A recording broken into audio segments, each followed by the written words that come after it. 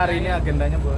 Oke ya, hari ini kami pertama ingin menyampaikan surat secara resmi ini kepada organisasi advokat ya, yang selama ini ya sebenarnya ini sudah lama sekali orang yang mengirim pesan kepada kami, nge-DM dan lain sebagainya. Bahkan terakhir kemarin sore itu saya sempat live dan saya tanya kepada lebih dari banyak lah ya. Saya katakan karena mereka bertanya begini, Bang, itu biasanya kalau ada seorang advokat yang sikap dan perilakunya ya tidak menunjukkan bahwa dia ini sebagai seorang advokat, apa sih tindakan dari organisasi? Nah, sebenarnya masyarakat ini meminta organisasi advokat ini ngambil tindakan. Nah, tetapi kan organisasi ini dia tidak bisa mengambil tindakan kalau belum ada laporan. Nah, jadi gini, saya sebagai seorang advokat ya, jujur aja, kadang saya merasa malu ya. Sekarang ini profesi advokat ini memang profesi yang terhormat ya, profesi yang mulia. Tetapi saya melihat di media sosial luar biasa lah. Ada yang sudah diganti pakai pakaian apa itu? Pakaian cewek itu apa namanya? Pakai daster. Ada advokat diganti pakaian daster. Ya, jadi diganti tubuhnya dengan perempuan. Nah, jadi sekarang ini advokat sudah banyak mulai dibully.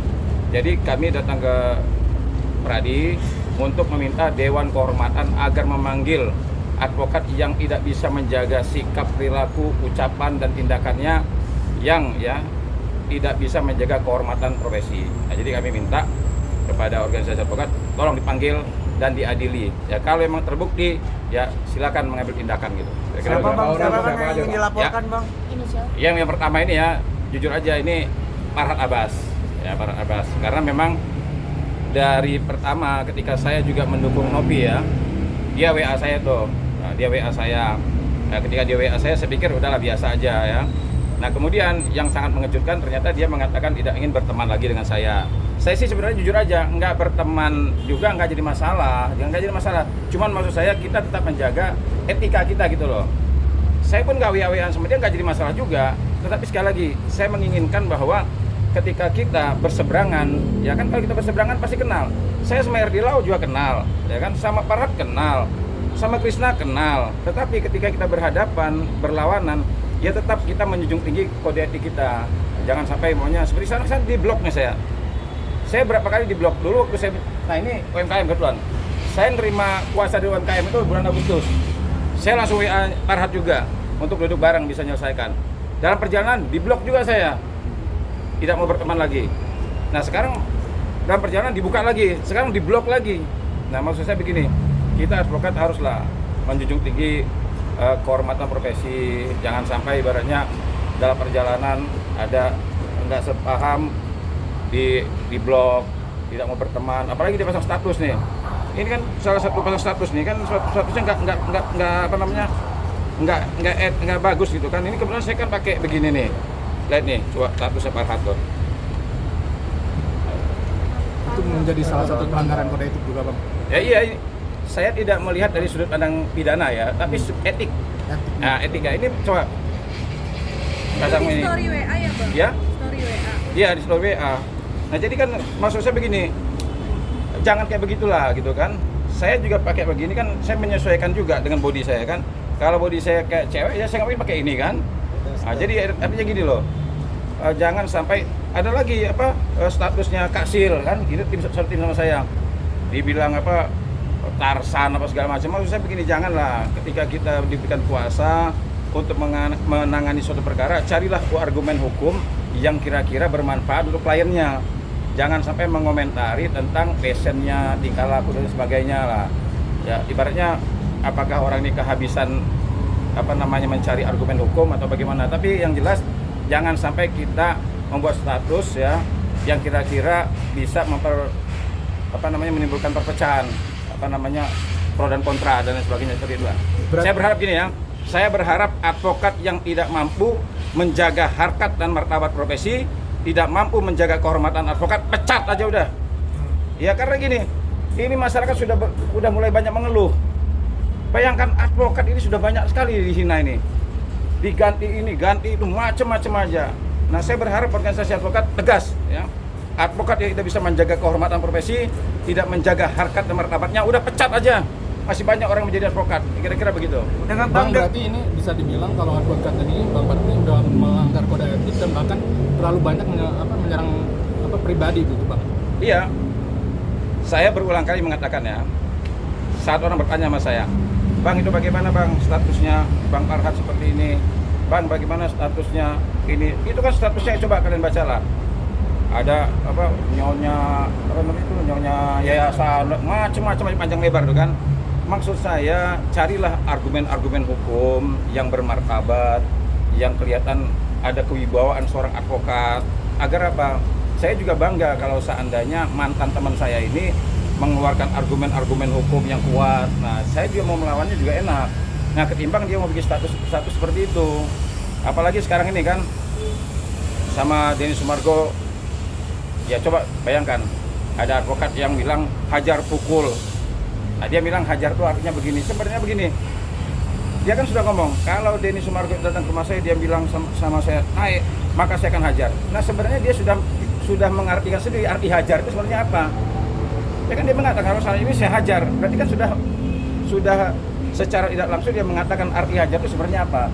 Artinya tindakan yang ibaratnya bisa menimbulkan penderitaan pada orang lain kan. Nah, jadi maksud saya janganlah sekarang si A, si B, saya nggak tahu lagi udah berapa banyak laporan.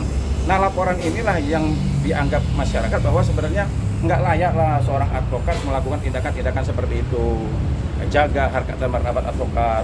Kalimat-kalimat yang keluar itu kalimat yang baik, yang bermartabat, yang menjunjung tinggi kehormatan profesi.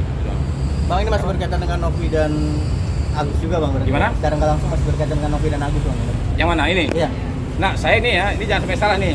Karena selama ini Novi tidak pernah memberikan kewenangan kami untuk melakukan tindakan-tindakan hukum.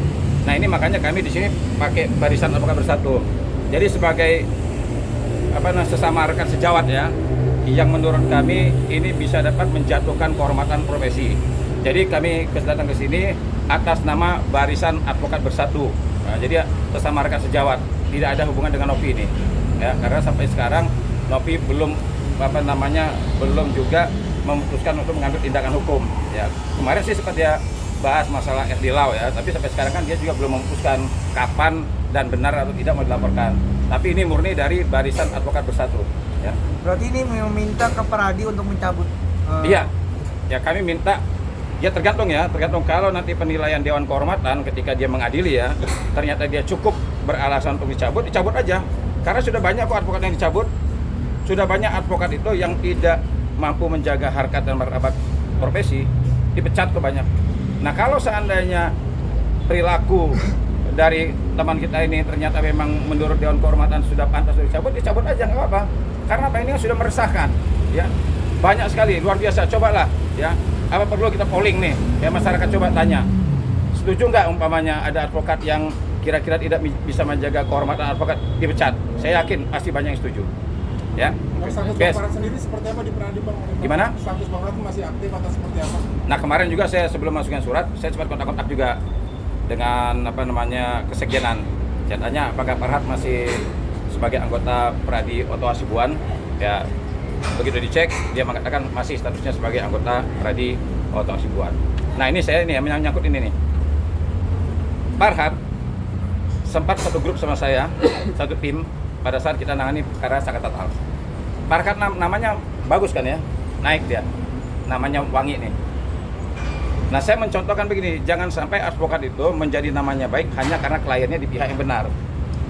Nah, contohnya seperti kemarin, 7 terpidana, semua pengacara 7 terpidana namanya wangi. Kenapa? Karena mendampingi orang yang dianggap di pihak yang benar. Nah, seharusnya idealnya, coba kita contoh nih, Oto Hasibuan. Oto Hasibuan itu pengacara Jessica Mirna, perkara Mirna. Hampir seluruh Indonesia dulu menganggap bahwa dialah pembunuhnya. Tetapi Oto Hasibuan menjalankan tugas dan fungsinya sebagai seorang advokat dengan baik dan benar. Dan akhirnya masyarakat mendukung dia. Nah, seharusnya idealnya seorang advokat itu dianggap baik atau tidak baik tergantung cara dia menjalankan tugas dan fungsinya sebagai seorang advokat. Jangan ketika membela kliennya baik, namanya baik. Begitu ngebela orang yang mungkin ya, kita anggap nih Agus nih, saya tidak mengatakan Agus salah atau tidak, tetapi ketika dia membela Agus, nah banyak masyarakat mengomentari kembali ke setelan awal katanya. Ya kan akhirnya begini. Jadi seorang advokat itu harusnya ketika dia menjalankan tugas dan fungsinya menjadi seorang advokat terhadap kliennya, harusnya dia mendapatkan simpatinya bukan hanya karena kliennya, tetapi karena dia menjalankan tugas dan fungsinya sebagai seorang advokat dengan baik dan benar, penuh dengan rasa tanggung jawab. Nah ini kan enggak, udah ibaratnya kliennya dihujat, pengacaranya dihujat, ya jadi udah kita lihat nih, jadi tontonan orang ya ketika advokat itu, saya berusaha, boleh dicek nih jejak digital saya 13 tahun nangani perkara yang viral seperti ini. Saya dulu sama Sunan Kalijaga nangani perkara seperti ini sudah biasa.